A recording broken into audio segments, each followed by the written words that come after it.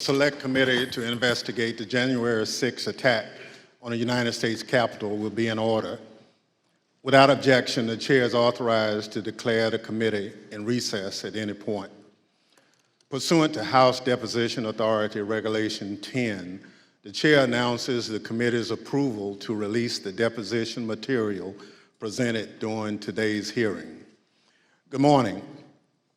Last week, the Select Committee laid out a preview of our initial findings about the conspiracy overseen and directed by Donald Trump to overturn the results of the 2020 presidential election and block the transfer of power, a scheme unprecedented in American history.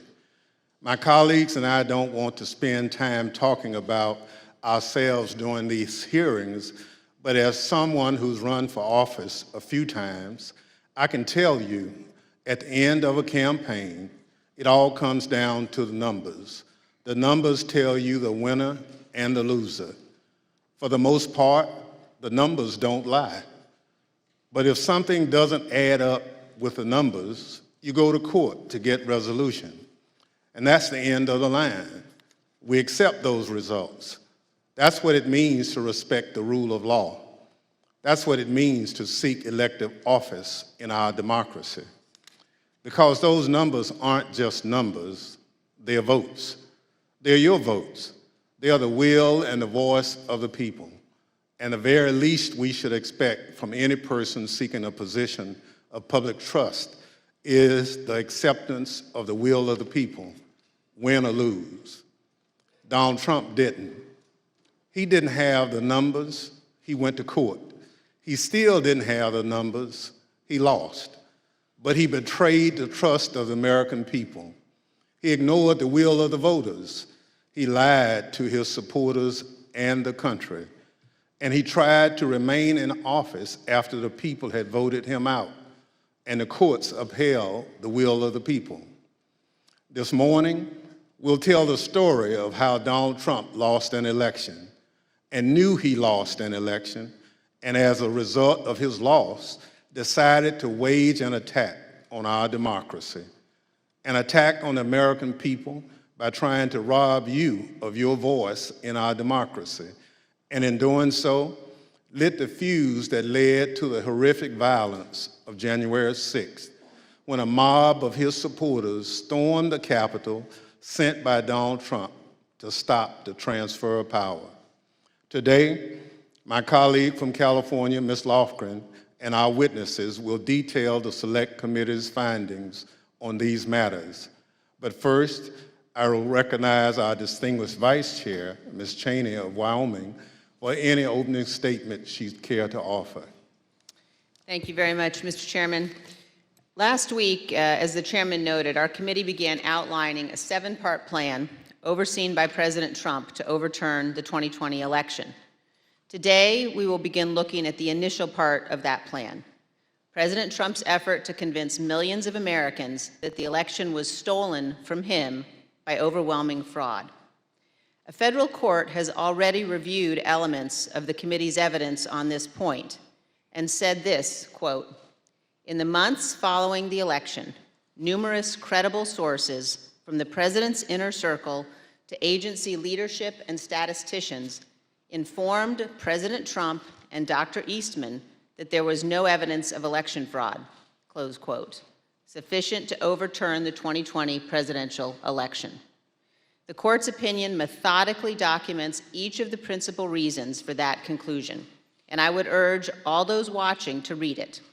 Today, we will begin to show the American people some of our evidence. Today, you will hear much more from former Attorney General Bill Barr's recorded testimony, and you will hear in greater detail what others in the department told President Trump, that his claims of election fraud were nonsense. You will also hear much more from President Trump's own campaign experts, who had also concluded that his fraud claims could not be supported. Let me focus briefly on just 3 points now. First, you will hear firsthand testimony that the president's campaign advisors urged him to await the counting of votes and not to declare victory on election night. The president understood even before the election that many more Biden voters had voted by mail because President Trump ignored the advice of his campaign experts and told his supporters only to vote in person. Donald Trump knew before the election that the counting of those mail-in ballots in several states would not begin until late in the day and would not be complete for multiple days. This was expected, reported, and widely known. You will also hear testimony that President Trump rejected the advice of his campaign experts on election night and instead followed the course recommended by an apparently inebriated Rudy Giuliani to just claim he won and insist that the vote counting stop, to falsely claim everything was fraudulent.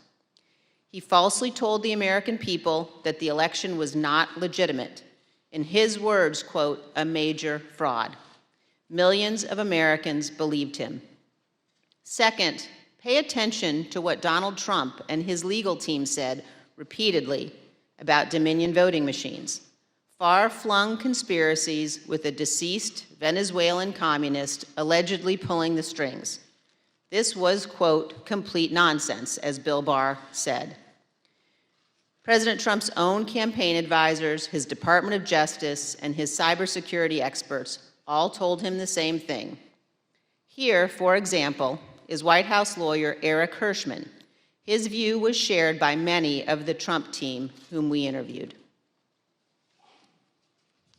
I thought the Dominion stuff was, I never saw any evidence whatsoever to sustain those allegations. And third, as Mike Pence's staff started to get a sense for what Donald Trump had planned for January 6th, they called the campaign experts to give them a briefing on election fraud and all the other election claims. On January 2nd, the general counsel of the Trump campaign, Matthew Morgan, this is the campaign's chief lawyer, summarized what the campaign had concluded weeks earlier, that none of the arguments about fraud or anything else could actually change the outcome of the election.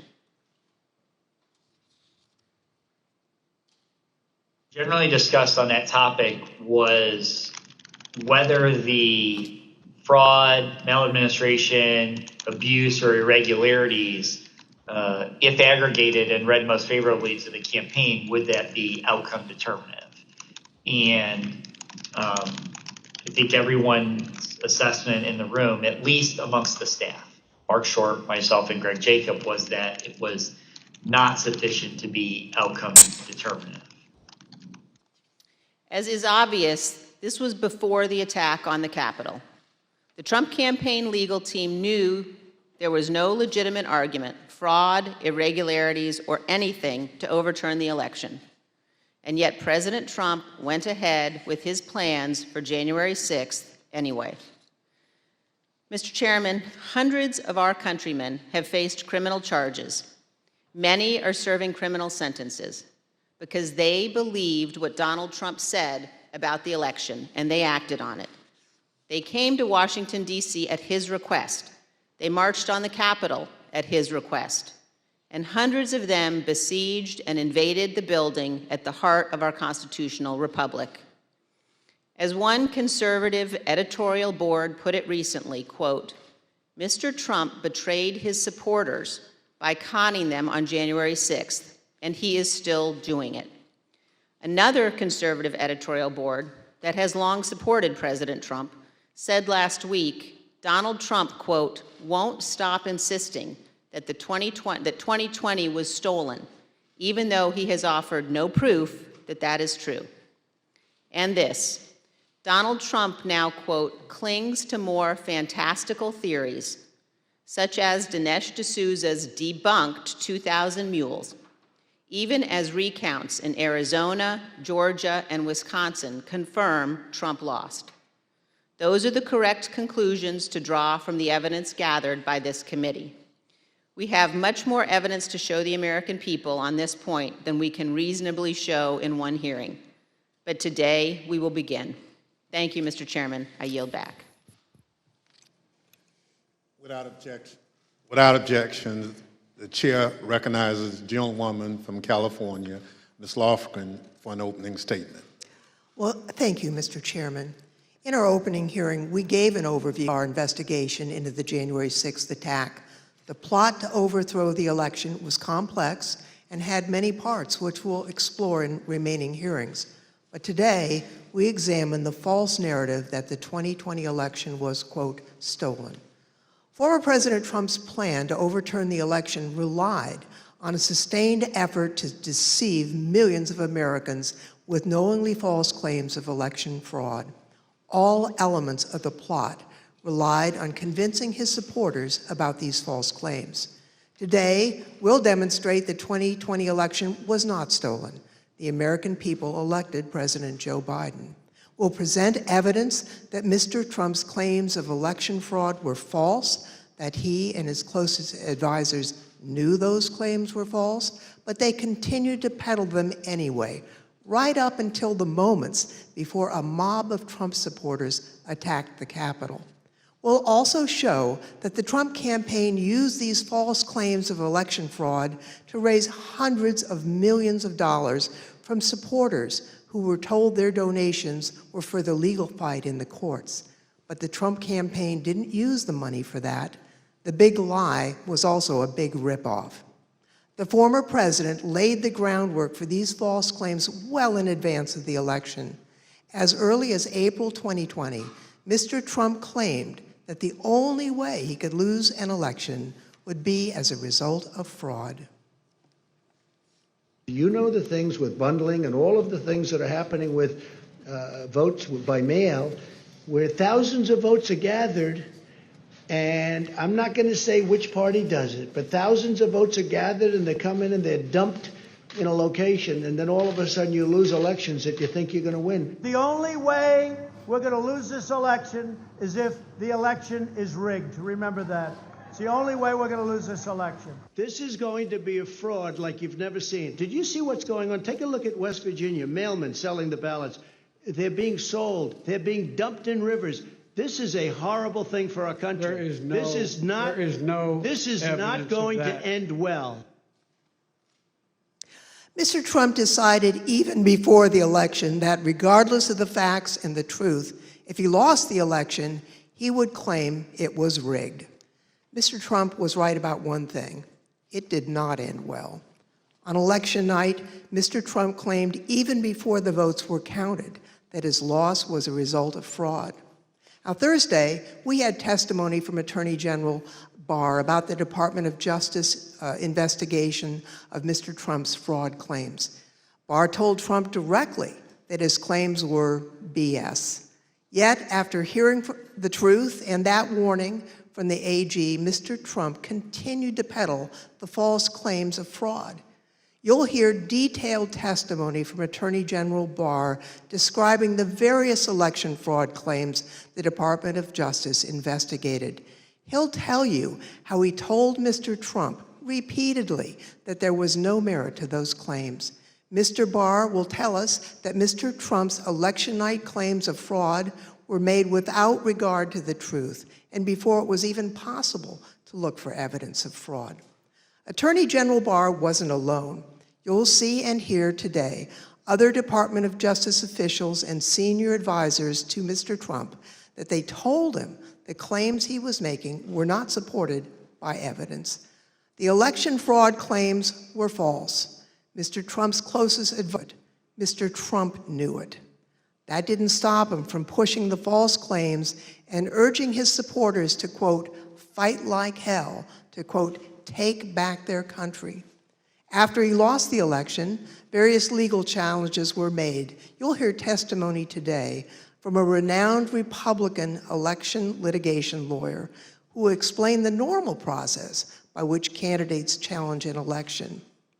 Rather than accept the results of the election and the decisions of the courts, Mr. Trump pursued a different strategy. He tried to convince the American people the election had been stolen. Many of his supporters believed him, and many still believe him today.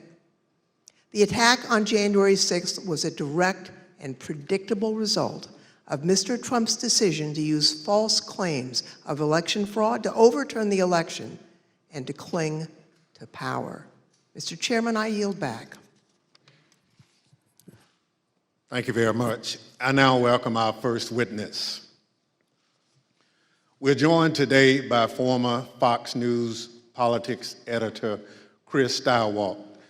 Bill Stepien, President Trump's former campaign manager, was subpoenaed to be here and was in Washington this morning, prepared to testify.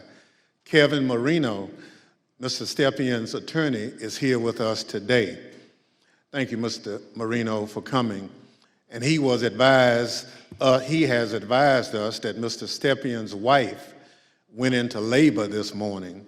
Mr. Stepien unexpectedly had to travel to be with his wife, and we wish him the best.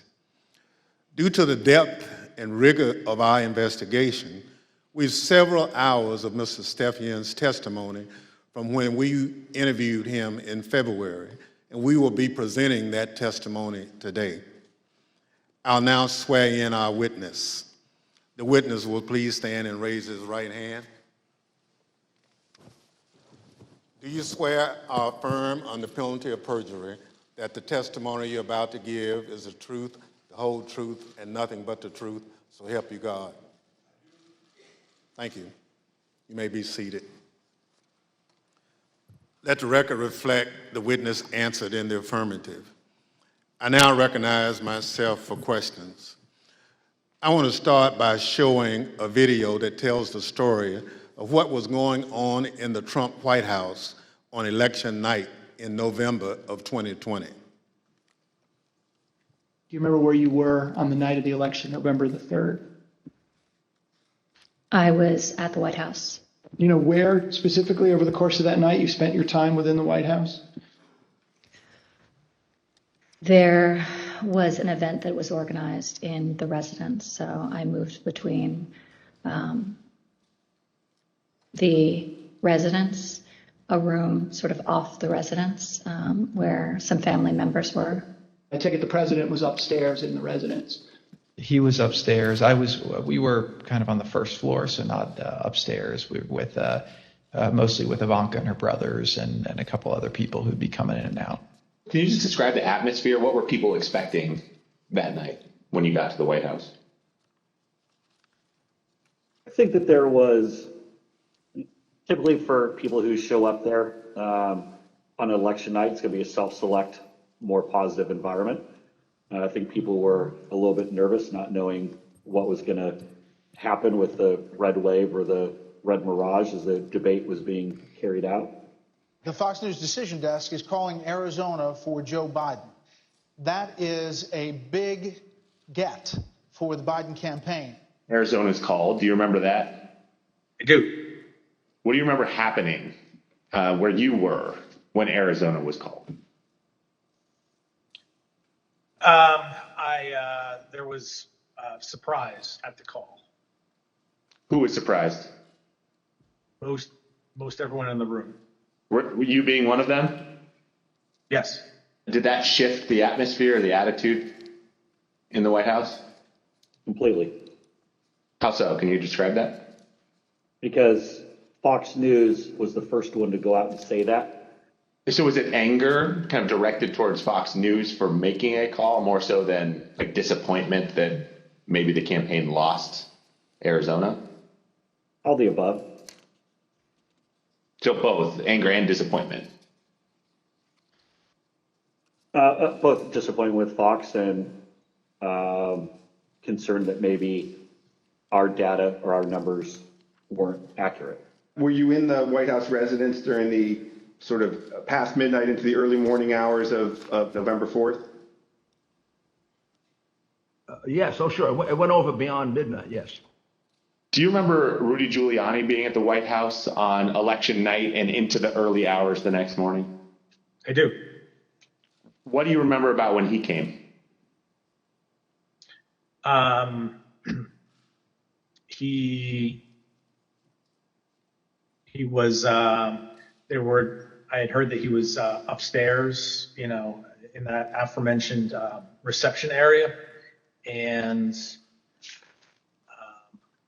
he was looking to talk to the president, and it was suggested instead that he come talk to several of us down off the map room. You said that you had heard that Mr. Giuliani wanted to talk to the president, and then he was directed your way. Did you end up talking to Mr. Giuliani when he was directed your way? I did. What was that conversation? A lot of conversations were directed my way. A few of us, myself, Jason Miller, Justin Clark, and Mark Meadows, gathered in a room off the map room to listen to whatever Rudy presumably wanted to say to the president. Was there anyone in that conversation who, in your observation, had too much to drink? Like Mayor Giuliani. Tell me more about that. What was your observation about his potential intoxication during that discussion about what the president should say when he's addressed the nation on election night? And the mayor was definitely intoxicated, but I do not know his level of intoxication when he spoke with the president, for example. Were you part of any discussions with the people I mentioned, Mr. Stepien, Mr. Meadows, or anyone else, about whether the president should make any sort of speech on election night? I mean, I spoke to the president. They may have been present, but President spoke to the president several times that night. There were suggestions by, I believe it was Mayor Giuliani, to go and declare victory and say that we'd won it outright. It was far too early to be making any calls like that. Ballots were still being counted. Ballots were still going to be counted for days. And it was far too early to be making any proclamation like that. I remember saying that, to the best of my memory, I was saying that we should not go and declare victory until we had a better sense of the numbers. Okay, can you be more specific about that conversation, in particular what Mayor Giuliani said, your response, and then anybody else in the room's response? I think effectively Mayor Giuliani was saying, we won it, they're stealing it from us, where'd all the votes come from? We need to go say that we won. And essentially that anyone who didn't agree with that position was being weak. What was your view at the time as to what he should or shouldn't say?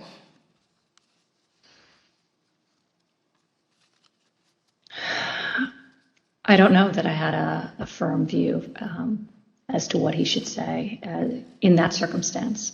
The results were still being counted.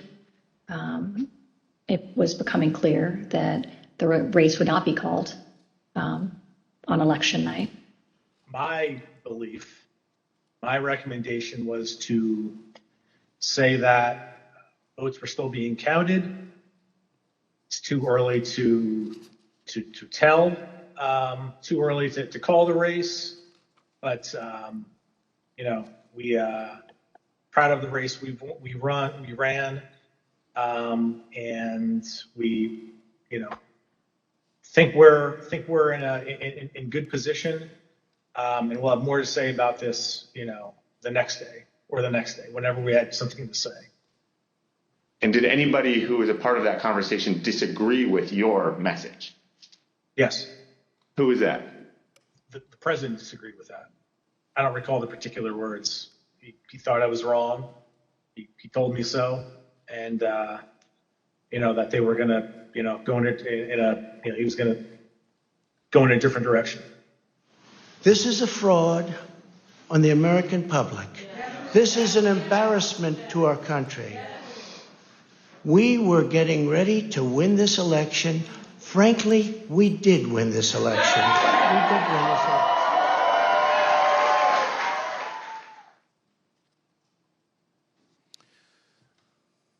Mr. Stirewalt, did President Trump have any basis to declare victory on November 4th, 2020?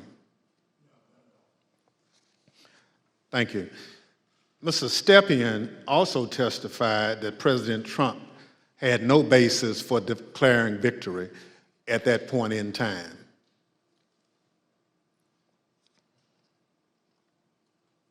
my belief, my recommendation was to say that votes were still being counted.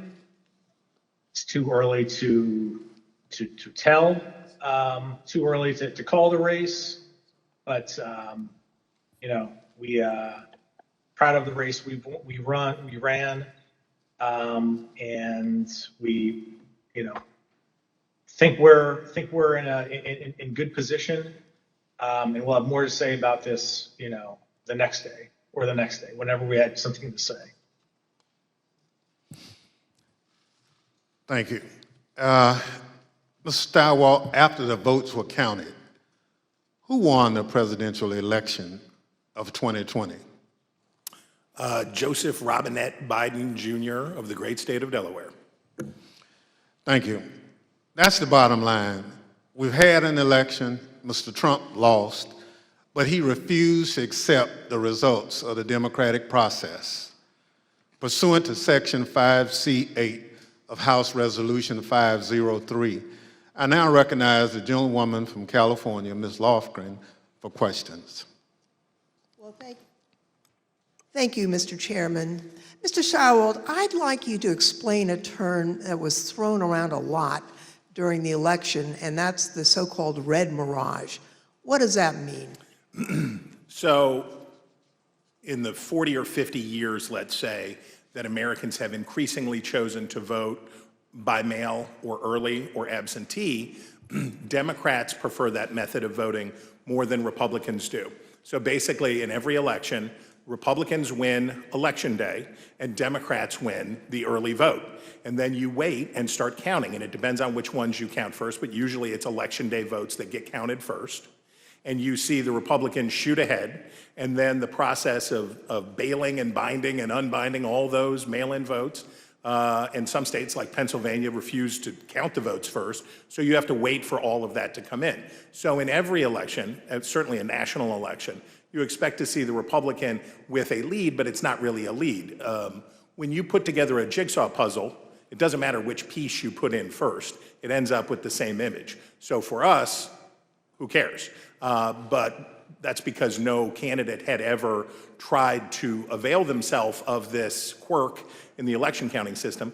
We had gone to pains, and I'm proud of the pains we went to make sure that we were informing viewers that this was going to happen, because the Trump campaign and the president had made it clear that they were going to try to exploit this anomaly. And we knew it was going to be bigger because the percentage of early votes was higher, right? We went from about 45% of the votes being early and absentee to, because of the pandemic, that increased by about 50%. So we knew it would be longer, we knew it would be more. So we wanted to keep telling viewers, hey, look, the number that you see here is sort of irrelevant because it's only a small percentage of these votes. So this red mirage, that's really what you expected to happen on election night. Happens every time. Thank you, Mr. Stilwell. Now, I'd like to play a clip of Attorney General Bill Barr, who also explains what was expected to happen on election night.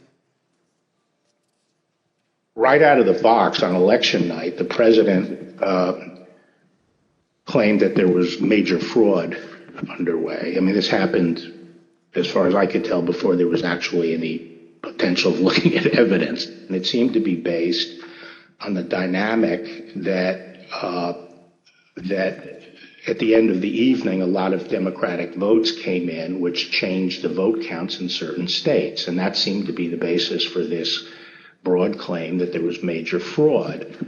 And I didn't think much of that because people had been talking for weeks, and everyone understood for weeks that that was going to be what happened on election night. Mr. Stepien obviously could not be with us today, and it's proper for him to be with his wife as they welcome their child. But he also had discussions with the president about the red mirage, that is, that it would be a long night and that early votes would favor him, but that lots more votes would be counted over the course of the night and the days after. So let's play clip 1 from our interview with Mr. Stepien. I recounted back to that conversation with him, in which I said, just like I said in 2016 was going to be a long night. I told him in 2020 that it was going to be a process again, as the early returns are going to be positive, and we're going to be watching the returns of ballots as they rolled in thereafter. So is it fair to say you're trying to present what you thought would be a realistic picture of what might happen over the course of that night, being election night? That night and the days that followed. Yeah, I always told the president the truth, and I think he expected that from me, and I told him it was going to be a process. It was going to be, we're going to have to wait and see how this turned out. So I just like I did in 2016, I did the same thing in 2020. So let's watch a short clip of President Trump speaking after he received that information from his campaign advisors.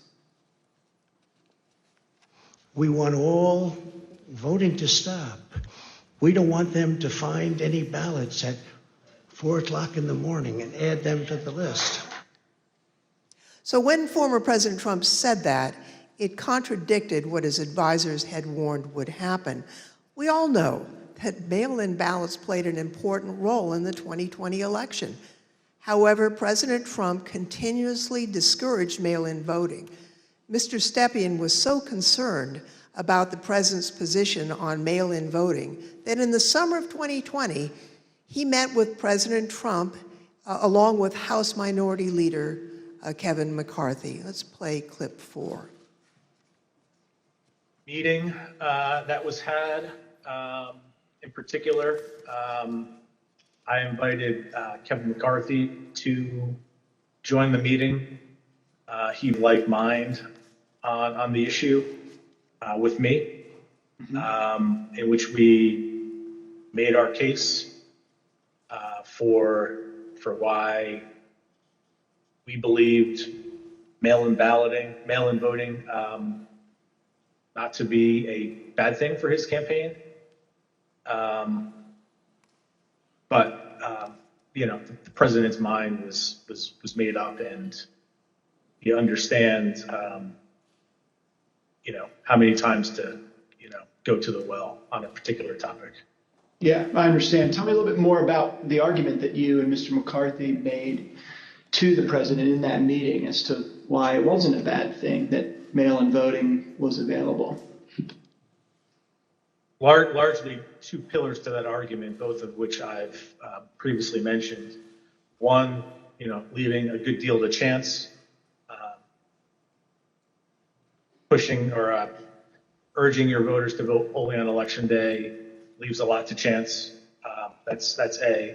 And B, also previously mentioned, the fact that the Trump campaign, the Republican National Committee, the Republican Party had an advantage of grassroots workers and volunteers on the ground that would allow, an advantage to enhance return rates of ballots that were mailed. Those were the two pillars of the argument. I see. And what, if anything, do you recall Representative McCarthy saying during that meeting? We were echoing the same argument. I mean, his words echoed mine, and vice versa on those two topics. Mr. Stirewalt, you were at the decision desk at Fox News on election night, and you called Arizona early for President Biden, which was controversial. How did you make that call, and where did you think the race stood in the early hours of the next day? Well, it was really controversial to our competitors, who we beat so badly by making the correct call first. Our decision desk was the best in the business, and I was very proud to be a part of it. Because we had partnered with the Associated Press and the National Opinion Research Center at the University of Chicago, thanks to my colleague and friend Arnon Mishkin, had built a wonderful device for forecasting the outcomes of elections. So we had a different set of data than our competitors did. We had more research, and we had a better system, and we had a great team. So what you're waiting to see is, do the actual votes match up with the expectations in the poll? The real votes are testing the quality of your poll in targeted precincts and in targeted places. And let me tell you, our poll in Arizona was beautiful, and it was doing just what we wanted it to do, and it was cooking up just right. And at some point, and I forget exactly who, but at some point it became clear that Arizona was getting ready to make a call. So we, my boss, Bill Salmon, said we're not making any call until everybody says yes, because that was always our policy, unanimity. And you have to understand, in this room, you have, the best. People from academia, Democrats, Republicans, a broad cross-section of people who had worked together for a decade, who are really serious about this stuff. So we knew it would be a consequential call because it was one of 5 states that really mattered, right? Wisconsin, Michigan, Pennsylvania, Georgia, Arizona were the ones that we were watching. We knew it would be significant to call any one of those 5, but we already knew Trump's chances were very small and getting smaller based on what we had seen. So we were able to make the call early. We were able to beat the competition. We looked around the room, everybody says yay, and on we go. And by the time we found out how much everybody was freaking out and losing their minds over this call, we were already trying to call the next state. We had already moved on. We were to Georgia, we were to North Carolina, we were looking at these other states. So we thought we were pleased, but not surprised. I see. After the election, as of November 7th, in your judgment, what were the chances of President Trump winning the election? After that point? Yes. None. I mean, I guess it's always possible that you could have, a truckload of ballots be found somewhere, I suppose. But once you get into this space, ahead of today, I thought about what are the largest margins that could ever be overturned by a recount, and the kind of stuff that we heard Mike Pence talking about, sounding like a normal Republican that night when he said, we'll keep every challenge. Nothing like that. In a recount, you're talking about hundreds of votes. When we think about calling a race, one of the things that we would think about, is it outside the margin of a recount? And when we think about that margin, we think about, in modern history, you're talking about 1,000 votes, 1,500 votes at the way, way outside. Normally, you're talking about hundreds of votes, maybe 300 votes that are going to change. So the idea that through any normal process in any of these states, remember, he had to do it thrice, right? He needed 3 of these states to change. And in order to do that, I mean, you're at an infant. You're better off to play the Powerball than to have that come in. On November 7th, the other major news outlets called the race for President Biden. Now, Mr. Stepien told the committee that he thought the odds were, and this is a quote, very, very, very bleak, and held a meeting with the president that same day. Let's show clip 8. Video clip 8. I mean, with each day that wore on, the trajectory of the race on election night, Trump ahead in many states, and as that week wore on, as the 3rd became the 4th, became the 5th, and so on and so forth, and the vote by mail ballots were tabulated, Trump's lead, grew more narrow, and in some places, Biden surpassed, Trump in the vote totals. So as the week wore on, as we paid attention to those numbers multiple times a day, internally, I was feeling less confident for sure. What was your view on the state of the election at that point? Very, very, very bleak. We told him, the group that went over there outlined, my belief in chances for success at this point, and then we pegged it at 5, maybe 10% based on recounts that either were automatically initiated or could be initiated based on realistic legal challenges, not all the legal challenges that eventually were pursued. But it was, my belief is that it was very, very, 5 to 10%. It's not a very good, optimistic outlook. Now, as President Trump and others continued to claim that the election was stolen, there were lawyers who were a part of the campaign lawyers, who were responsible for investigating the fraud claims. That includes Alex Cannon, who could not validate the claims that were being made, including those being made by the president. Let's roll video 13. This is an email. It's two emails, actually. The first is from Alex Cannon to you and Faith McPherson. And then you forward that email on to Mark Meadows, Justin Clark, and Jason Miller, the subject being AZ Federal ID voters. If you look at the original email there, it says, Bill, we completed the AZ analysis you requested. I assume that's about Arizona. And because of the substantial uncertainty surrounding the databases, this is a highly unreliable way to identify ineligible voters. Can you explain the task that you gave to Ms. Cannon for this Arizona analysis? Sure.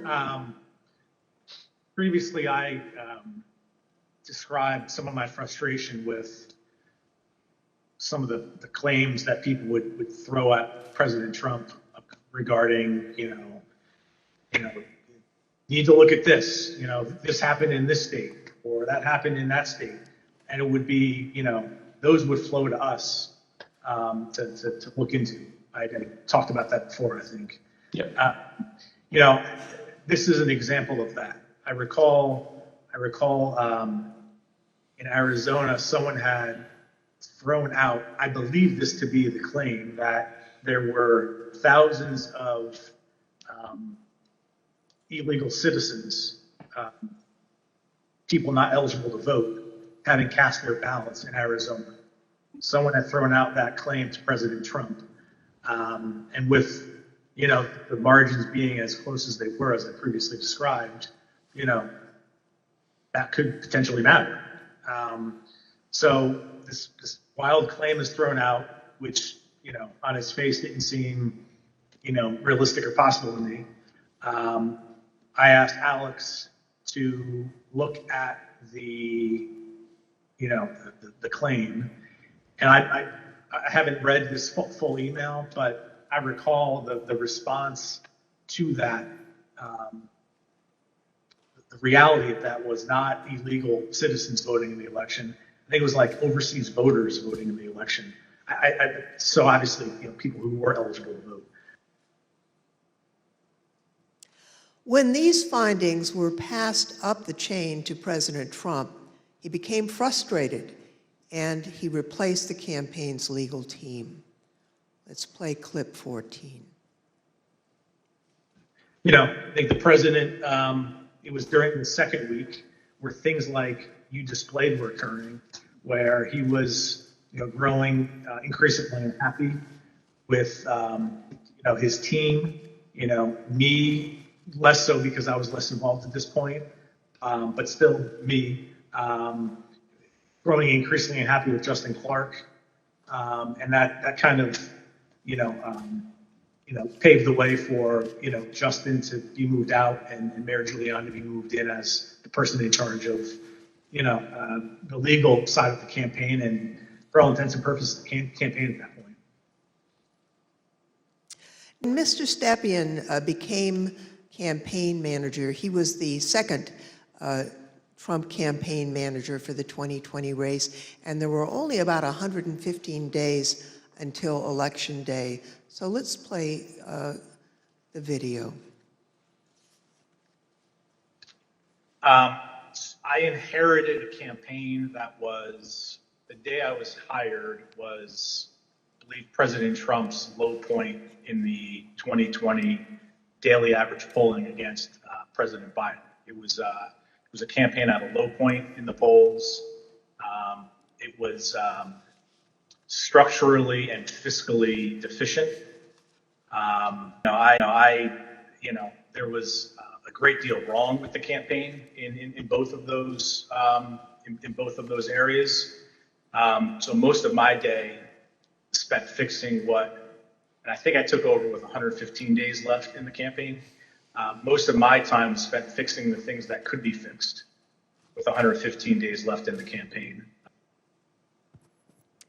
Now, Mr. Stepien has been in the campaign field for a long time, and he worked for lots of different candidates and campaigns. He testified to this committee about his concerns given the claims that Mr. Giuliani and Ms. Powell and their team were making publicly. Let's play clip 15. Okay, and was it important for you, Mr. Stepien, to sort of pull back just for your own professional reputation? You didn't want to be associated with some of what you were hearing from the Giuliani team and others that sort of stepped in the wake of your departure? I didn't mind being categorized. There were two groups of, we called them kind of my team and Rudy's team. I didn't mind being characterized as being part of Team Normal, as reporters, kind of started to do around that point in time.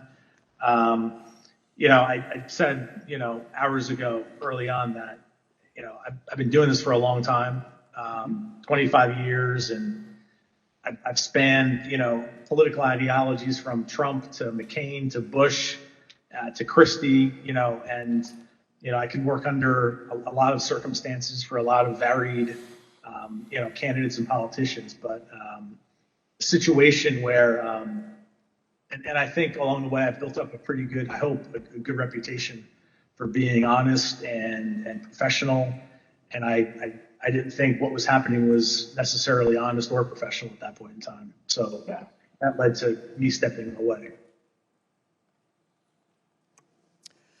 So the president did get rid of Team Normal, and I'd like to play a clip showing that the president found the people he needed to perpetuate his claims of fraud.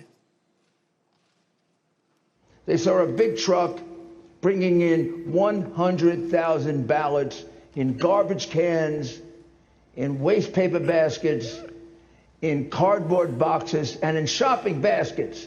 And every single one of them was for Biden, because they were being notified by Smartmatic in Frankfurt that Biden was way behind and they better come up with a lot more ballots. And we can prove every single thing I just said. If you gave me the paper ballots, I could probably turn around each one of these states. I'm absolutely convinced if you let me examine each one of those ballots, I pull out enough that were fraudulent that it would shake the hell out of the country. It can set and run an algorithm that probably ran all over the country to take a certain percentage of votes from President Trump and flip them to President Biden, which we might never have uncovered had the votes for President Trump not been so overwhelming in so many of these states that it broke the algorithm. I remember that one of the things Mark said at some point was, you can't show an actual vote was flipped, which I found at the time to be a remarkable assertion, because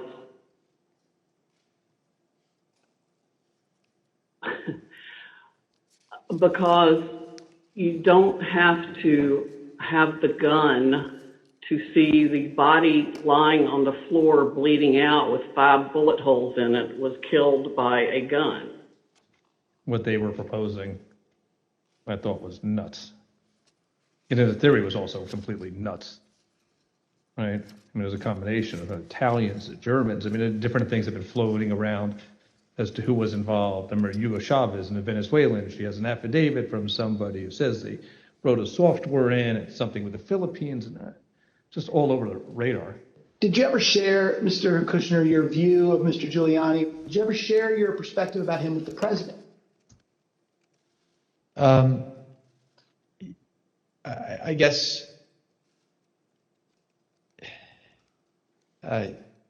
yes. Tell me what you said. Basically, not the approach I would take if I was you. Okay, and how did he react? How did President Trump, you shared that view with him? We said, I have confidence in Rudy. I think I had conversations with probably all of our council who are signed up to assist on Election Day as they disengaged with the campaign. The general consensus was that the law firms were not comfortable making the arguments that Rudy Giuliani was making publicly. I seem to recall that I had a similar conversation with most all of them. I made it clear I did not agree with the idea of saying the election was stolen, putting out this stuff, which I told the president was bullshit. And, you know, I didn't want to be a part of it, and that's one of the reasons that went into me deciding to leave when I did.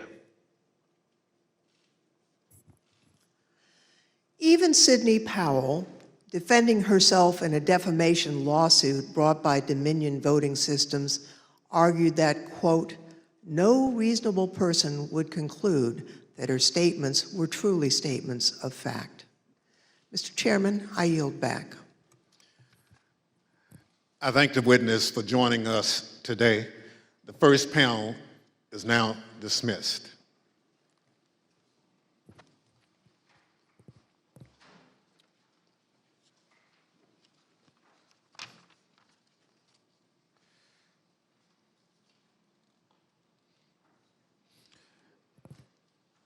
Without objection, the chair recognizes the gentlewoman from California, Ms. Lofgren. Thank you, Mr. Chairman. Last week, we presented the testimony of former Attorney General Bill Barr, who testified before this committee. Today, we present additional evidence, including his testimony that former President Trump started making claims of election fraud immediately after the election, and that Barr concluded the claims were untrue. Now, due to the length of Attorney General Barr's testimony, we're only going to include relevant portions at the hearing today. So let's play the video. The department, in fact, when we received specific and credible allegations of fraud, made an effort to look into these to satisfy ourselves that they were without merit. And I was in the posture of trying to figure out, there was an avalanche of all these allegations of fraud that built up over a number of days, and it was like playing whack-a-mole because something would come out one day and then the next day it would be another issue. Also, I was influenced by the fact that all the early claims that I understood were completely bogus and silly and usually based on complete misinformation. And so I didn't consider the quality of claims right out of the box to give me any, feeling that there was really substance here. For the first time since the election, the Attorney General spoke personally with the President on November 23rd, and this was at the White House. Let's play the video, please. So on November 23rd, I hadn't spoken to the president since the election, and in fact, as I said, since the middle of October, roughly. And it was a little getting awkward because obviously he had lost the election and I hadn't said anything to him. And so Cipollone said, I think it's time you come over here. And so I came over to meet with the president in the Oval Office, and Meadows and Cipollone there. And the president, and this is leading up to this conversation with Kushner, the president said there had been major fraud and that as soon as the facts were out, the results of the election would be reversed. And he went on this for quite a while, as he's prone to do. And then he got to something that I was expecting, which is to say that apparently the Department of Justice doesn't think that it has a role of looking into these fraud claims. So I said, that has to be the campaign that raises that with the state. The department doesn't take side in elections, and the department is not an extension of your legal team. And our role is to investigate fraud, and we'll look at something if it's specific, credible, and could have affected the outcome of the election, and we're doing that. And it's just not, they're just not meritorious. They're not panning out. And as I walked out of the Oval, Jared was there with Dan Scavino, who ran the president's social media, and who I thought was a reasonable guy and believe is a reasonable guy. And I said, how long is he going to carry on with this stolen election stuff? Where's this going to go? And by that time, Meadows had caught up with me and leaving the office and caught up with me and said that he said, look, I think that he's becoming more realistic and knows that there's a limit to how far he can take this. And then Jared said, yeah, we're working on this. We're working on it. Even after his attorney general told him his claims of election fraud were false, President Trump continued to promote these claims. I felt that things continued to deteriorate between the 23rd and the weekend of the 29th.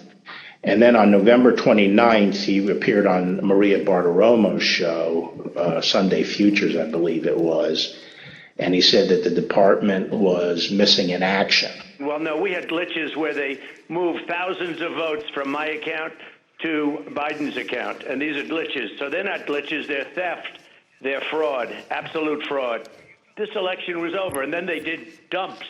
They call them dumps, big, massive dumps in Michigan and Pennsylvania and all over. How the FBI and Department of Justice, I don't know, maybe they're involved, but how people are allowed to get away from this stuff with this stuff is unbelievable. Now, spurred by what he saw, Barr told the Associated Press on December 1st that there was no evidence of election fraud. And immediately after Attorney General Barr's statement went public, Mr. Trump berated and he nearly fired Barr. But Barr persisted in telling the president that there was no evidence to support the fraud claims. This got under my skin, but I also felt it was time for me to say something. So I set up a lunch with the AP reporter, Mike Balsamo, and I told him at lunch, I made this statement that to date we have not seen fraud on a scale that could have affected a different outcome in the election. I had a later meeting scheduled at the White House at 3 o'clock with Meadows. This was previously scheduled, so I knew this was going to come up, and I went over there and I told my secretary that I thought I would probably be fired and told not to go home. I mean, not to go back to my office. So I said, you might have to pack up for me. And so when I got over there, I met with the chief of staff. He said the president was angry. He didn't really get into the issue of the fraud. And then I went up to Pat Cipollone's office and we were talking with each other. And word came down that he wanted us both to go to the Oval. And the president was as mad as I've ever seen him, and he was trying to control himself. And the president said, well, this is, killing me. You didn't have to say this. You must have said this because you hate Trump. You hate Trump. And then he raised the big vote dump, as he called it, in Detroit. And that, he said people saw boxes coming into the counting station at all hours of the morning and so forth. And I explained to him that at that point, I knew the exact number of precincts in Detroit. I think it was 630 something. I said, Mr. President, there are 630 precincts in Detroit, and unlike elsewhere in the state, they centralized the counting process, so they're not counted in each precinct. They're moved to counting stations, and so the normal process would involve boxes coming in at all different hours. So there's nothing. And I said, did anyone point out to you, did all the people complaining about it point out to you, you actually did better in Detroit than you did last time? I mean, there's no indication of fraud in Detroit. And I told him that the stuff that his people were shoveling out to the public was bullshit. I mean, that the claims of fraud were bullshit. And, he was indignant about that. And I reiterated that they'd wasted a whole month on these claims on the Dominion voting machines, and they were idiotic claims. And I specifically raised the Dominion voting machines, which I found to be among the most disturbing allegations, disturbing in the sense that I saw absolutely zero basis for the allegations. but they were made in such a sensational way that they obviously were influencing a lot of people, members of the public, that there was this systemic corruption in the system and that their votes didn't count and that these machines controlled by somebody else were actually determining it, which was complete nonsense. And it was being laid out there. And I told them that it was crazy stuff and they were wasting their time on that. And it was doing a grave disservice to the country. Okay, so the very next day, the president released a video rehashing some of the very same claims that his chief law enforcement officer had told him were, quote, nonsense. Here's an example. This is Michigan. At 6:31 in the morning, a vote dump of 149,772 votes came in unexpectedly. We were winning by a lot.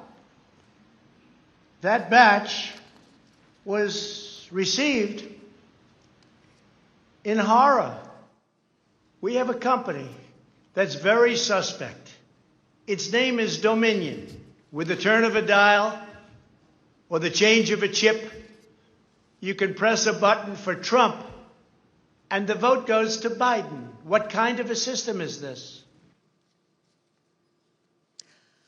Barr again told the president that there was nothing to these claims on December 14th. When I walked in, sat down, he went off on a monologue saying that there was now definitive evidence involving fraud through the Dominion machines. And a report had been prepared by a very reputable cybersecurity firm, which he identified as Allied Operations Group, and he held up the report, and then he asked that a copy of it be made for me. And while a copy was being made, he said, you know, this is absolute proof that the Dominion machines were rigged. The report means that I'm going to have a second term. And then he gave me a copy of the report. And as he talked more and more about it, I sat there flipping through the report and looking through it. And to be frank, it looked very amateurish to me. Didn't have the credentials of the people involved, but I didn't see any real qualifications. And the statements were made very conclusory, like, you know, these machines were designed to, you know, engage in fraud or something to that effect, but I didn't see any supporting information for it. And I was somewhat demoralized because I thought, boy, if he really believes this stuff, he has, you know, lost contact with he's become detached from reality if he really believes this stuff. On the other hand, you know, when I went into this and would, you know, tell him how crazy some of these allegations were, there was never an indication of interest in what the actual facts were. In my opinion then, and my opinion now, is that the election was not stolen by fraud. And I haven't seen anything since the election that changes my mind on that, including the 2000 Mules movie. Well, maybe you can assess that 2,000 Mules, since people are talking about that. Well, I mean, just in a nutshell, you know, I just think the GBI was unimpressed with it. And I was similarly unimpressed with it because I think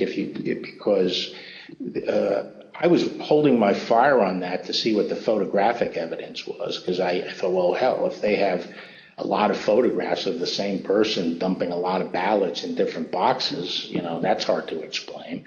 So I wanted to see what the photographic evidence was. But the cell phone data is singularly unimpressive. I mean, it basically, if you take 2 million cell phones and figure out where they are physically in a big city like Atlanta or wherever, just by definition, you're going to find many hundreds of them have passed by and spent time in the vicinity of these boxes. And the premise that, you know, if you go by a box, 5 boxes or whatever it was, that's a mule is just indefensible. It by definition, you're going to have hundreds of this. I mean, I saw one contractor said, we figured out that our truck alone would account for 6 cell phone signals. This was some kind of contractor, and our route would take us by these things on a regular basis. So but then when the movie came out, I think the photographic evidence in it was completely I mean, there was a little bit of it, but it was lacking. It didn't establish widespread illegal harvesting. The other thing is people don't understand is that it's not clear that even if you can show harvesting, that changes the results of the election. The courts are not going to throw out votes and then figure out what votes were harvested and throw them out. It's still the burden on the challenging party to show that illegal votes were cast. Votes were the result of undue influence or bribes, or there was really, the person was non-compos mentis. But absent that evidence, I just didn't see courts throwing out votes anyway. I felt that before the election, it was possible to talk sense to the president. And while you sometimes had to engage in, a big wrestling match with him, that it was possible to keep things on track. But I felt that after the election, he didn't seem to be listening, and I didn't think it was, that I was inclined not to stay around if he wasn't listening to advice from me or his other cabinet secretaries. So on December 14th, Barr quit.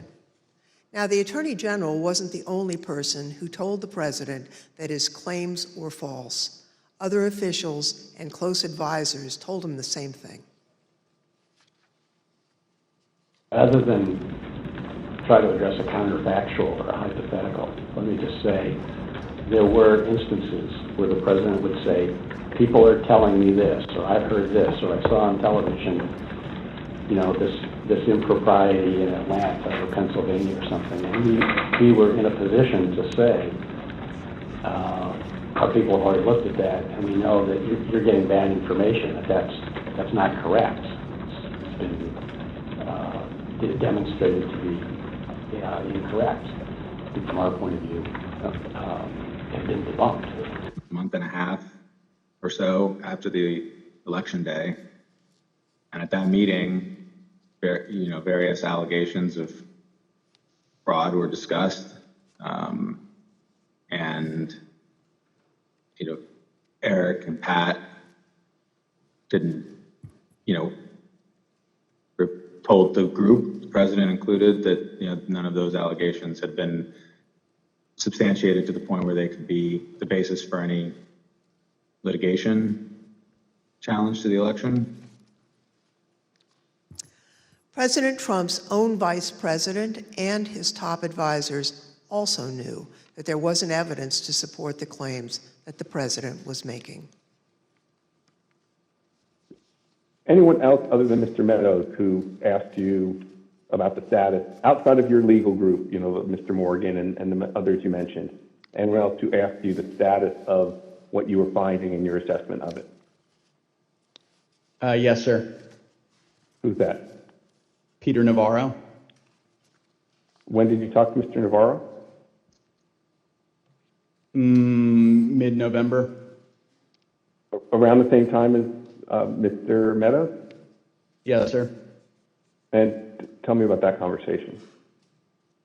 I recall him asking me questions about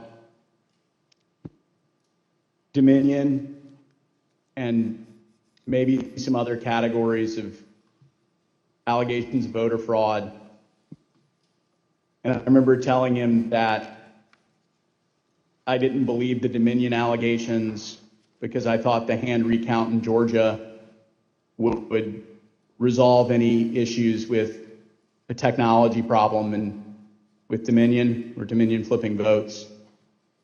And I mentioned at that time that the CISA Chris Krebs had recently released a report saying that the election was secure. And I believe Mr. Navarro accused me of being an agent of the deep state working with Chris Krebs against the president.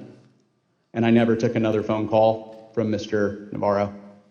Anyone else besides Mr. Meadows, Mr. Navarro, Mr. Hirschman that you had discussions with inquiring about what you were finding in your review of the allegations that were pouring in?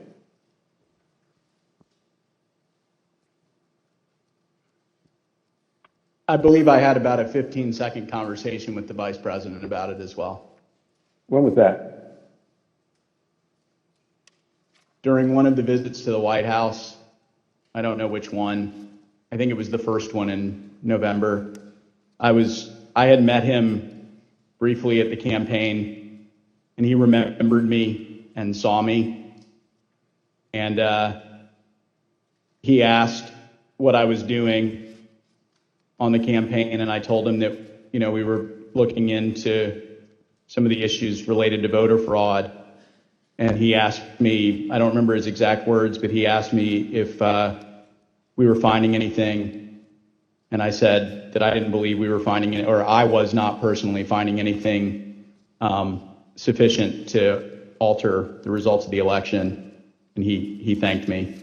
That was our interaction. At a later hearing, you'll hear live testimony from the former acting Deputy Attorney General of the Department of Justice, Rich Donoghue. But now I'd like to play a portion of his testimony. I tried to, again, put this in perspective and to try to put it in very clear terms to the president. And I said something to the effect of, sir, we've done dozens of investigations, hundreds of interviews. The major allegations are not supported by the evidence developed. We've looked in Georgia, Pennsylvania, Michigan, Nevada. We're doing our job. Much of the info you're getting is false. And then I went into, for instance, this thing from Michigan, this report about 68% error rate. Reality is it was only 0.0063% error rate, less than 1 in 15,000. So the president accepted that. He said, okay, fine, but what about the others? And again, this gets back to the point that there were so many of these allegations that when you gave him a very direct answer on one of them, he wouldn't fight us on it, but he would move to another allegation. So then I talked about a little bit about the Pennsylvania truck driver. This is another allegation that had come up. And this claim was by a truck driver who believed, perhaps honestly, that he had transported an entire tractor-trailer truck full of ballots from New York to Pennsylvania. And this was, again, out there in the public and discussed. And I essentially said, look, we looked at that allegation. We looked at both ends, both the people who load the truck and the people who unload the truck. And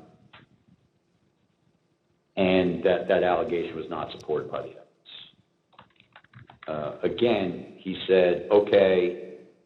And then he said, no, I didn't mention that one. What about the others? And I said, okay, well, with regard to Georgia, we looked at the tape, we interviewed the witnesses. There is no suitcase. The president kept fixating on this suitcase that supposedly had fraudulent ballots and that the suitcase was rolled out from under the table. And I said, no, sir, there is no suitcase. You can watch that video over and over. There is no suitcase. There is a wheeled bin where they carry the ballots, and that's just how they move ballots around that facility. There's nothing suspicious about that at all. I told them that there was no multiple scanning of the ballots. One part of that allegation was that they were taking one ballot and scanning it through 3 or 4 or 5 times to rack up votes, presumably for Vice President Biden. I told them that the video did not support that. Then he went off on double voting at the top of the next page. He said, dead people are voting. Indians are getting paid to vote. He meant people on Native American reservations. He said there's lots of fraud going on here. Told him flat out that much of the information he's getting is false and or just not supported by the evidence. We look at the allegations, but they don't pan out. Mr. Barr and his advisors were not the only ones who determined that the president's allegations regarding Dominion voting machines were false. So, Mr. Chairman, I ask unanimous consent to include in the record of this hearing reports issued by the Department of Homeland Security's Cybersecurity and Infrastructure Security Agency, otherwise known as CISA, that addressed and rejected the claims of manipulation of voting machines in the 2020 election. Without objection, so ordered. Thank you, Mr. Chairman. I also ask unanimous consent to include in the record a report prepared by the Michigan Senate Oversight Committee that disproved claims of election fraud in Michigan, as well as a statement by 59 of the country's leading election security scientists, noting the absence of any credible evidence that the 2020 election had been altered through technical compromise, and 5 other reports from organizations and individuals confirming there was no widespread fraud in the 2020 election or describing the spread of the former president's lies. Without objection, so ordered. Thank you, Mr. Chairman, and I yield back. Pursuant to the order of the committee for today, the chair declares the committee in recess for a period of approximately 10 minutes.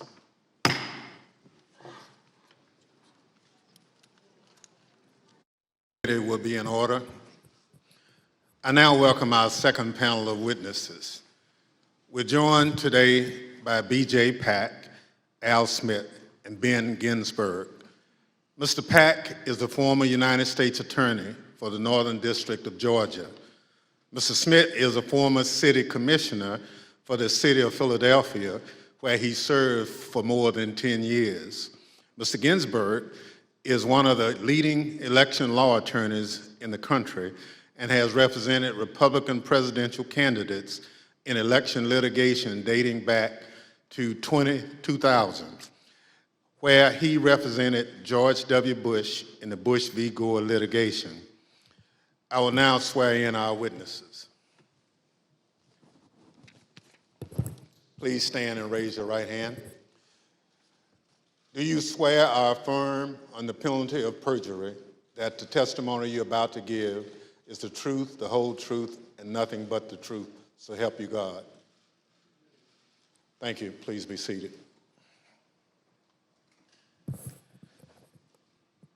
Let the record reflect the witnesses answered in the affirmative.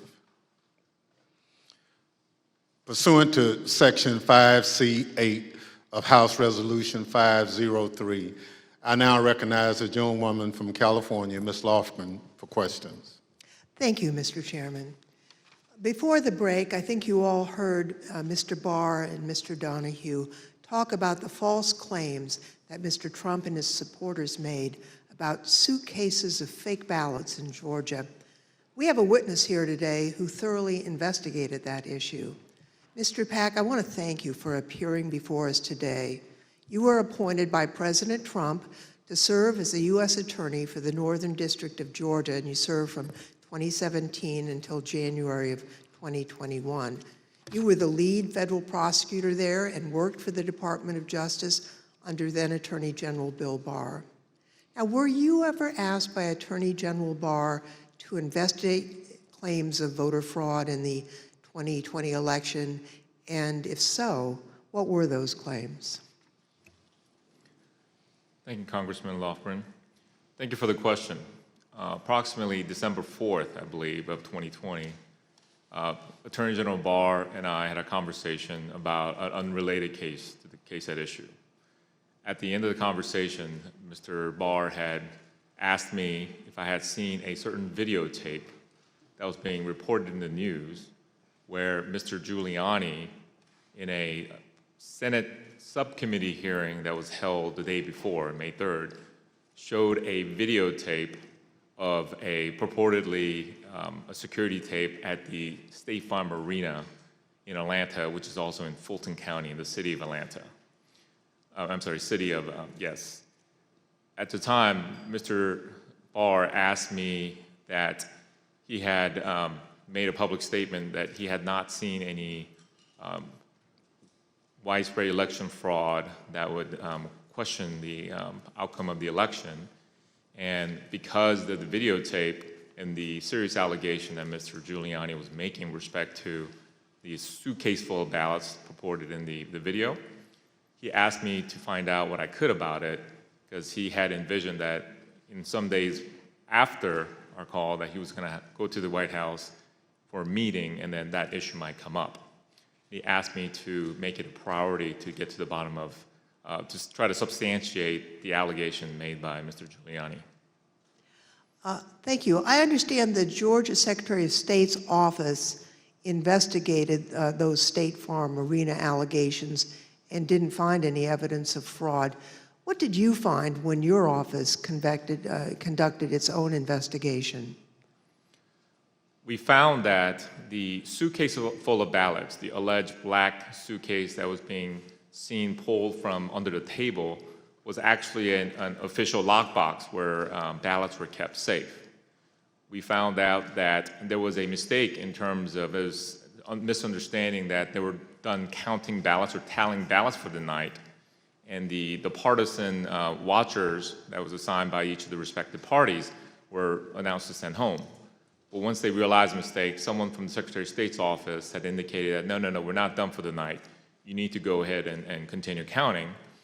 So once they packed up the lockbox full of ballots, they brought back the official ballot box again and continued to tally the ballots from the lockbox. Unfortunately, during the Senate hearing, Mr. Giuliani only played a clip that showed them pulling out the official ballot box from under the table and referring to that as a smoking gun of fraud in Fulton County. But in actuality, in review of the entire video, it showed that that was actually an official ballot box that was kept underneath the tables. And then we saw them pack up because of the announcement that they thought they were done for the night. And then once the announcement was made that you should continue counting, they brought the ballot box back out and they continued to count. The FBI interviewed the individuals that are depicted in the videos that purportedly were double, triple counting of the ballots, and determined that nothing irregular happened in the counting, and the allegations made by Mr. Giuliani were false. Thank you very much. I'd like to play again a testimony from Mr. Donahue, who appeared before the committee before today. Mr. Donahue, we talked at some length about whether or not the White House or the president was informed about the Antrim report. On the results of the investigations, the interviews that have gone on Fulton County, would those results have been communicated to the White House, to the president? I don't know how they were initially communicated. I do know that they came up in subsequent conversations with the president, and Dag Rose and I essentially told him, we looked into that, and it's just not true. Okay, so he was informed. I told the president myself that several times in several conversations, that these allegations about ballots being smuggled in a suitcase and run through the machine several times, it was not true. That we looked at the video, we interviewed the witnesses, it was not true. Mr. Pack, after you left the U.S. Attorney's Office on January 4th, 2021, did the next U.S. Attorney there, I think Mr. Trump's personal pick, Bobby Christine, did he investigate any remaining claims of fraud? And if so, did he find any evidence that supported the president's claims of voter fraud? It is my understanding that Mr. Christine continued any investigations that were pending at the time of my departure, but he was unable to find any evidence of fraud that affected the outcome of the election. So after investigating President's and Mr. Giuliani's claims about voter fraud in Georgia, is it your view today that there was no evidence of widespread fraud sufficient to undermine confidence in the outcome of the election in Georgia? That is correct. Thank you, Mr. Pack. And I want to thank you also for the service that you've given to our country. We appreciate that. Next, I'd like to turn to President Trump's false allegations about election integrity in Philadelphia. The Attorney General discussed these allegations at some length. You know, the idea, the president has repeatedly suggested that there was some kind of outpouring of unexpected votes in inner city areas like Philadelphia as recently as January 13th when he walked off the NPR set. He was asked by the interviewer, what's your evidence of fraud? And he said more people voted in Philadelphia than there were voters. And that was absolute rubbish. The turnout in Philadelphia was in line with the state's turnout. And in fact, it was not as impressive as many suburban counties. And there was nothing strange about the Philadelphia turnout. It wasn't like there was all these unexpected votes that came out in Philadelphia. So, I think once you actually look at the votes and then there's an obvious explanation. For example, in Pennsylvania, Trump ran weaker than the Republican ticket generally. He ran weaker than two of the state candidates. He ran weaker than the congressional delegation running for federal Congress, and he ran weaker than the Republican, I think. I haven't looked at this recently, but he generally was a weak element on the Republican ticket. So that does not suggest that the election was stolen by fraud. How about Pennsylvania and Bill McSwain? We were talking to the U.S. Attorney in Philadelphia about an alleged discrepancy between the number of absentee ballots issued and the number of ballots cast. Right. So that was one of the big ones for a period of time. I think that was raised at Gettysburg by Giuliani or something like that. But it kept on being repeated, and I found it annoying because it didn't seem that it was right. So I called McSwain, and he got back to me. He said, no, the problem is that Mastriano threw out this number, and what he did was he mixed apples and oranges. He took the number of applications for the Republican primary and he compared it to the number of absentee votes cast in the general election. But once you actually go and look and compare apples to apples, there's no discrepancy at all. And that's one of the. I think at some point I covered that with the president. We have another witness here today who has detailed knowledge about the election process in Philadelphia. Mr. Schmidt, at the time of the 2020 presidential election, you were serving as the only Republican member of Philadelphia's three-member city commission, which is responsible for overseeing elections throughout the city. Is that correct? That's correct, Congressperson. So President Trump made numerous claims regarding fraudulent voting practices in Philadelphia, including the claim that dead people were voting. In fact, Mr. Giuliani told Pennsylvania state legislators that 8,000 dead people voted in Pennsylvania. You investigated those claims of voter fraud. Can you tell us what you found? Not only was there not evidence of 8,000 dead voters voting in Pennsylvania, there wasn't evidence of 8. We took seriously every case that was referred to us, no matter how fantastical, no matter how absurd, and took every one of those seriously, including these. As it turns out, even Mr. Trump's campaign lawyers knew that the dead voter claims weren't valid. I guess the crooks in Philadelphia are disappointed in this. They only submitted 8,021 ballots from dead people, mail-in ballots for dead people.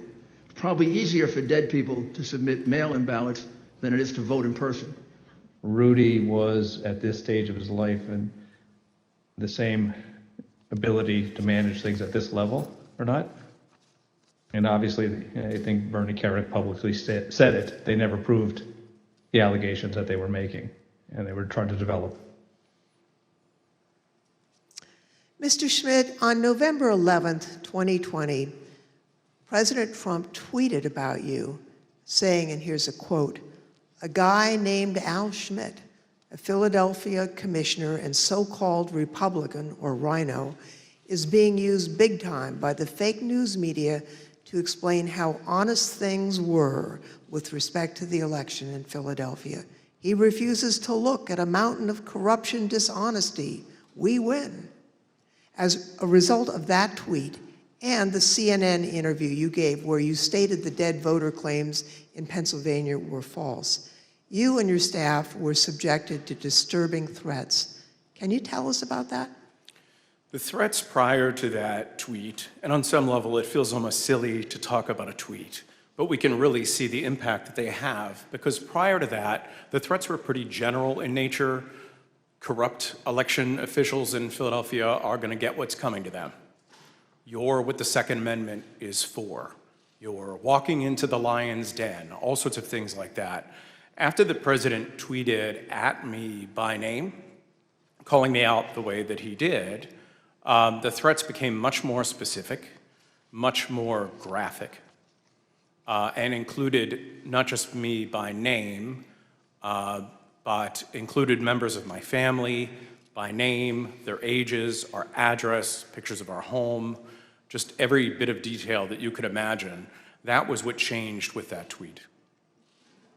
Behind me are redacted threats that you received, that you provided to the committee. Now, we redacted portions of the text to protect your family. Mr. Schmidt, I think I speak for all of my colleagues when I say we are deeply sorry for what you and your loved ones have been through. And I also want to thank you for your service to your country and for standing up for the rule of law. I want to thank both Mr. Pack and Mr. Schmidt for their service, their testimony, and for standing up for the rule of law. Now I'd like to turn to another subject. The courts in our country provide a legitimate venue for campaigns to challenge what they view as irregular election practices. Now, courts have the final say on how the law applies to those challenges. We have a renowned legal expert here to address the Trump campaign's activities in court. Mr. Ginsburg, you've spent your entire career representing Republicans in election-related litigation. You served as the National Counsel on Republican presidential campaigns in 2000, in 2004, and in 2012. You played a key role in the 2000 Florida recount that led to the Supreme Court's decision in Bush v. Gore. You served as the co-chair of the Presidential Commission on Election Administration. I think it's fair to say you're the most prominent Republican lawyer who's litigated in the election field. Now, you've analyzed the Trump campaign's litigation pretty carefully. What's the normal process post-election litigation? How is the Trump campaign's different from the kinds of post-election litigation you've been involved in and know about? In the normal course of things, any campaign on the night of the election and in the days after will do a couple of different things. One is that they'll analyze precinct results to look at abnormalities in the results, and they'll send people to those precincts to ask more questions. Secondly, all campaigns will have poll watchers and poll workers and observers in the polling place. And so campaigns will talk to those people if they saw any irregularities that could cause problems in the election. Now, the Trump campaign talked pre-election about having 50,000 poll workers. So presumably, they did have eyes on the ground in all these places. And so in the normal course of things, a campaign will analyze the reports that come in. Trump campaign had a couple of basic problems, however. Number one, the 2020 election was not close. In 2000, that was 537 and close. In this election, the most narrow margin was 10,000 and something in Arizona, and you just don't make up those sorts of numbers in recounts. And when the claims of fraud and irregularities were made, you've heard very compelling testimony from Mr. Stepien, from Matt Morgan, from Alex Cannon about those claims and how they didn't believe them. And so that put the Trump campaign on sort of a process of bringing cases without the actual evidence that you have to have in which the process is designed to bring out. So are you aware of any instance in which a court found the Trump campaign's fraud claims to be credible? No, there was never that instance. In all the cases that were brought, and I've looked at the more than 60 that include more than 180 counts, and no, the simple fact is that the Trump campaign did not make its case. The Select Committee has identified 62 post-election lawsuits filed by the Trump campaign and his allies between November 4th, 2020 and January 6th, 2021. Those cases resulted in 61 losses and only a single victory, which actually didn't affect the outcome for either candidate. Despite those 61 losses, President Trump and his allies claim that the courts refused to hear them out, and as a result, they never had their day in court. Mr. Ginsburg, what do you say about the claims that Mr. Trump wasn't given an opportunity to provide the evidence they had of voter fraud? Did they have their day in court? They did have their day in court. About half of those cases that you mentioned were dismissed at the procedural stage for a lack of standing. The proper people didn't bring the case, or there wasn't sufficient evidence and it got dismissed on a motion to dismiss. But in the other, there was discussion of the merits that was contained in the complaints. And in no instance did a court find that the charges of fraud were real. And it's also worth noting that even if the Trump campaign complained that it did not have its day in court, there have been post-election reviews in each of the 6 battleground states that could have made a difference. And those ranged from the somewhat farcical Cyber Ninjas case in Arizona to the Michigan Senate report that was mentioned earlier, the hand recount in Georgia that Mr. Pack addressed. And in each one of those instances, there was no credible evidence of fraud produced by the Trump campaign or his supporters. Thank you. You know, as Mr. Ginsburg has explained, there are no cases where the Trump campaign was able to convince a court that there was widespread fraud or irregularities in the 2020 election. Over and over, judges appointed by Democrats and Republicans alike directly rebutted this false narrative. They called out the Trump campaign's lack of evidence for its claims, and the judges did that even in cases where they could have simply thrown out the lawsuit without writing a word. You can see behind me a few excerpts from the decisions in these 62 cases. The Trump campaign's lack of evidence was criticized by judges across the political spectrum. In Pennsylvania, a Trump-appointed judge concluded, quote, "Charges require specific allegations and proof. We have neither here." Another Trump-appointed judge warned that if cases like these succeeded, quote, "Any disappointed loser in a presidential election able to hire a team of clever lawyers could flag claimed deviations from election results and cast doubt on election results." The list goes on and on. Allegations are called, quote, "an amalgamation of theories, conjecture, and speculation." In another, strained legal arguments without merit, unsupported by evidence, derived from wholly unreliable sources, a fundamental and obvious misreading of the Constitution. The rejection of President Trump's litigation efforts was overwhelming. 22 federal judges appointed by Republican presidents, including 10 appointed by President Trump himself, and at least 24 elected or appointed Republican state judges dismissed the president's claims. At least 11 lawyers have been referred for disciplinary proceedings due to bad faith and baseless efforts to undermine the outcome of the 2020 presidential election. Rudy Giuliani had his license to practice law suspended in New York, and just this week, a newly filed complaint will potentially make his suspension from practicing law in D.C. permanent.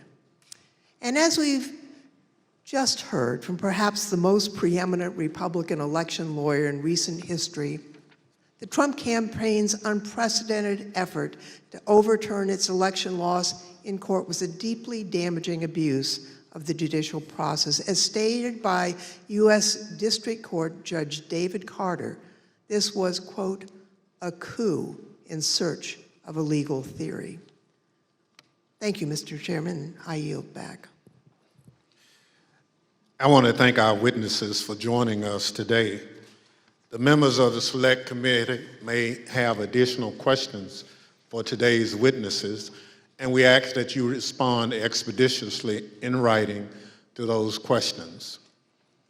Without objection, members will be permitted 10 business days to submit statements for the record, including opening remarks and additional questions for the witnesses. The second panel of witnesses is now dismissed.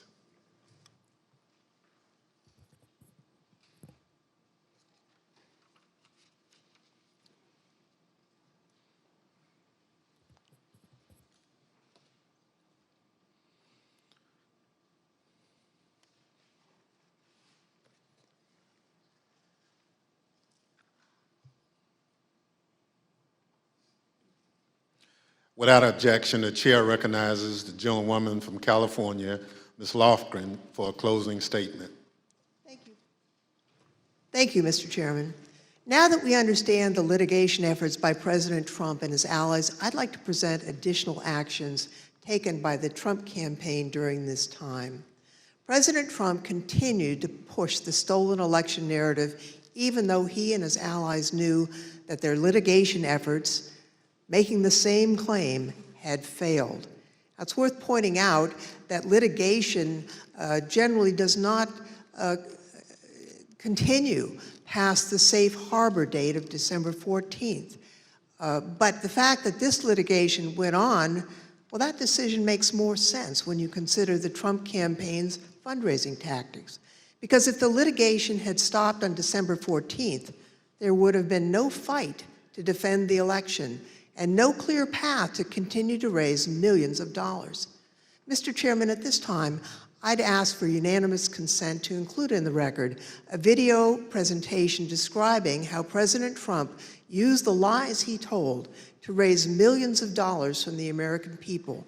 These fundraising schemes were also part of the effort to disseminate the false claims of election fraud. Without objection, so My name is Amanda Wick, and I'm Senior Investigative Counsel Select Committee to investigate the January 6th attack on the United States Capitol. Between Election Day and January 6th, the Trump campaign sent millions of fundraising emails to Trump supporters, sometimes as many as 25 a day.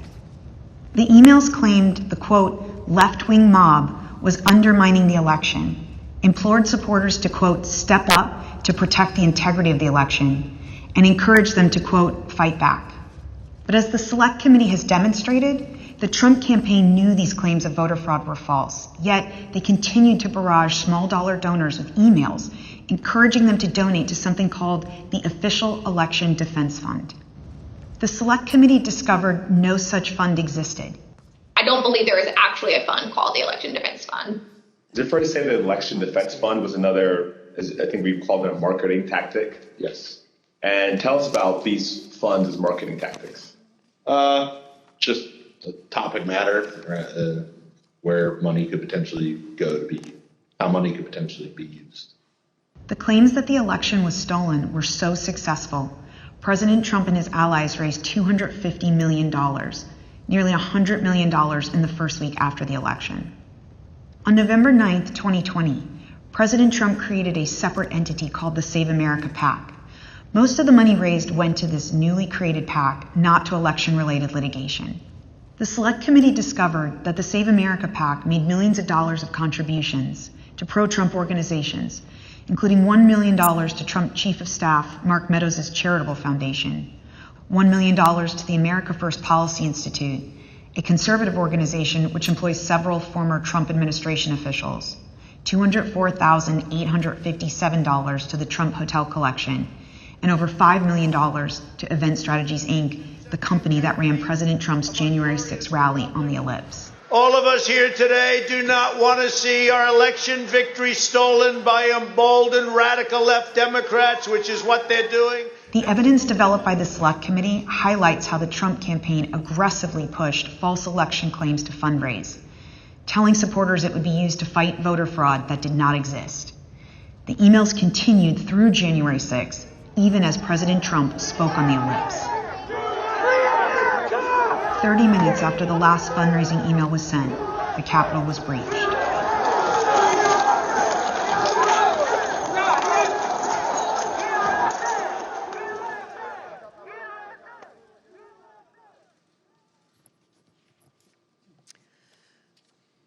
Every American is entitled and encouraged to participate in our electoral process. Political fundraising is part of that. Small dollar donors use scarce disposable income to support candidates and causes of their choosing, to make their voices heard. And those donors deserve the truth about what those funds will be used for. Throughout the committee's investigation, we found evidence that the Trump campaign and its surrogates misled donors as to where their funds would go and what they would be used for. So not only was there the big lie, there was the big ripoff. Donors deserve to know where their funds are really going. They deserve better than what President Trump and his team did. Mr. Chairman, I yield back. Without objection, the chair recognizes the gentlewoman from Wyoming, Ms. Cheney, for a closing statement. Thank you very much, Mr. Chairman. Mr. Chairman, I would like to thank all of our witnesses today. And I'd also like to, in particular, wish Mr. Stepien and his family all the best on the arrival of a new baby. Today's hearing, Mr. Chairman, was very narrowly focused. And in the coming days, you will see the committee move on to President Trump's broader planning for January 6th, including his plan to corrupt the Department of Justice and his detailed planning with lawyer John Eastman to pressure the Vice President, state legislatures, state officials, and others to overturn the election. Let me leave you today with one clip to preview what you will see in one of our hearings to come. This is the testimony of White House lawyer Eric Hirschman. John Eastman called Mr. Hirschman the day after January 6th, and here is how that conversation went. I said to him, "Are you out of your effing mind?" Right? I said, I only want to hear two words coming out of your mouth from now on. Orderly transition.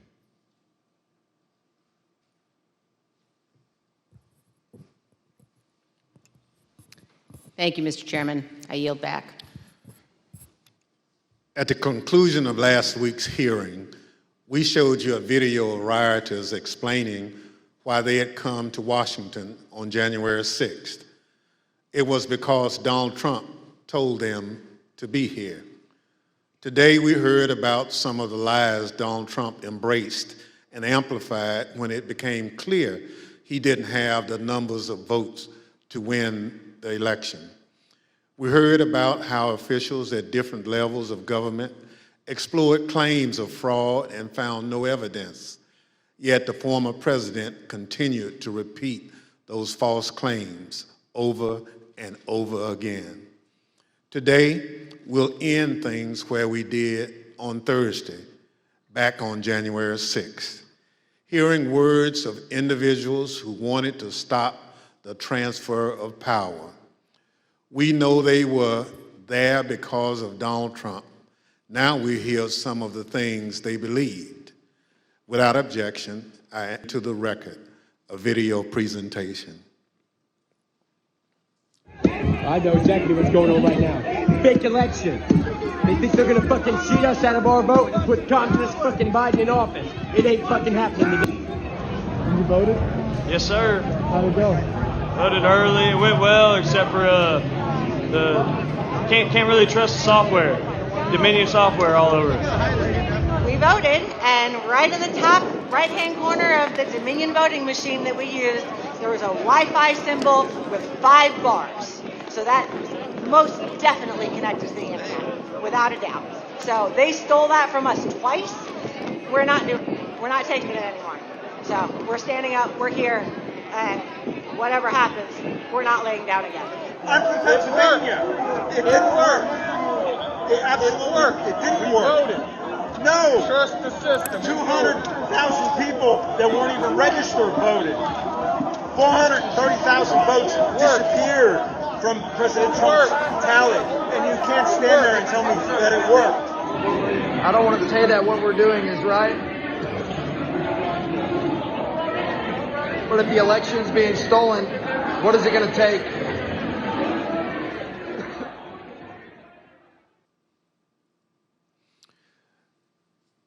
The chair requests those in the hearing room remain seated until the Capitol Police have escorted members from the room. Without objection, the committee stands adjourned.